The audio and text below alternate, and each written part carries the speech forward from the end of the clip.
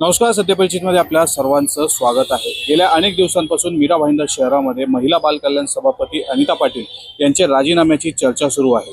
या संदर्भात अनेक प्रदर्शने झाली, मोर्चे निघाले, तरी देखील अद्याप महिला बाल कल्याण सभापती अनिता पाटील यांचा राजीनामा अद्याप घेण्यात आलेला नाही.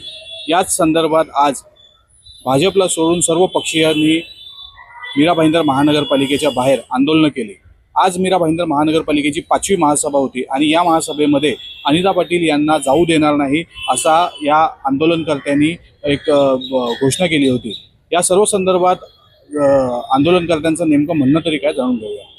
काय सांगाल पेंढरपाड्यातील अत्याचार झाल्यापासून अनिता पाटील यांचा राजीनामा मागितला होता. मात्र भाजप आमदार यांनी स्पष्टीकरण देताना असं सांगितलं की त्यांनी जर राजीनामा दिला तर आरोपीला फाशी होणार आहे का? बघा, त्यांचं जे वक्तव्य होतं ते निषेधार्ह व्यक्त होतं. ते स्वतः त्यांच्यावरती बलात्काराचे आरोप झालेले आहेत. त्यांच्याकडून आम्ही कोणतीही अपेक्षा करू शकणार नाही आहेत. ते सगळ्या मीडियाला स्टेटमेंट देतात की मी नांगटाय माझ्याकडून कोणी तुम्ही अपेक्षा करू नका. फक्त त्यांना एक सल्ला द्यायचा तुमच्या मार्फत, तुम्ही नांगटे आहात, नांगट्याचं काम आमच्याकडे असं असं भूत पळवायचं. माझा एक मित्र आहे जुनागडला, त्यांनी सकाळी फोन केला की दादा माझ्याकडे भूत वाढलेले आहेत, कोणी नांगटा नाचणारा कोणी आहे का?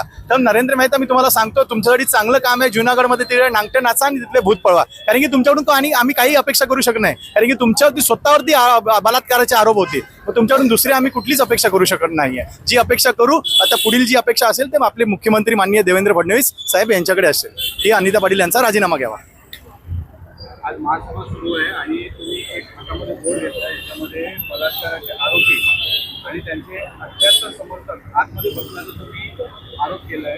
काय नेमकं? मी आरोप नाही केलाय.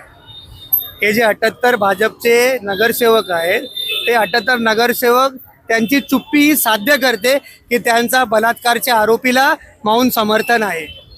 जर त्यांच्या नैतिकता असती तर एकही माणूस त्यांचा पुढे नाही आला आणि त्यांनी अशी मागणी नाही केली की मॅडम एवढा आरोप झालाय तुमच्यावरती, तुम्ही राजीनामा देऊन टाका, तुमच्या जागी दुसऱ्या माणसाला आम्ही बसवू तिकडे.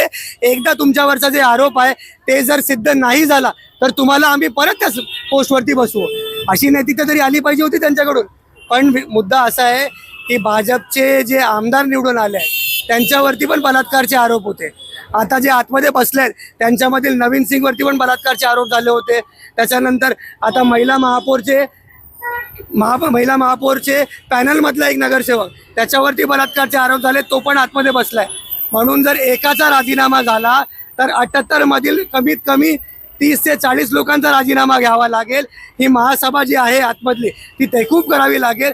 म्हणून ह्या राजीनामापासून आमदार साहेब पळ घेत आहे असं स्पष्ट दिसून येतं. भाजप आमदार नरेंद्र मेहता यांनी असं वक्तव्य केलं आहे की जर महिला व बाल कल्याण सभापती अनिता पाटील यांचा राजीनामा दिला तर आरोपीला शिक्षा फाशी होणार आहे. निश्चितच त्यांनी जे स्टेटमेंट दिले ते अतिशय चुकीचं दिलेलं आहे. कारण अनिता पाटीलकडे महिला आणि बाल कल्याण खातं दिलेलं आहे आणि आज त्यांनी हे प्रकरण दाबणं हा सगळ्यात मोठा गुन्हा आहे. आणि आज या अल्पवयीन मुलीचं प्रकरण दाबलं तर उद्या उठून त्या प्रत्येक मुलीचं प्रकरण दाबू शकतात. त्यासाठी त्यांचा राजीनामा हा खूप गरजेचा आहे. आणि जर त्यांनी राजीनामा दिला तर त्या जागेवर कुणीतरी अशी स्ट्रॉंग महिला उभी करावी की जी महिलांच्या बाजूने आणि लहान अल्पवयीन मुला मुलींच्या बाजूने लढा देईल.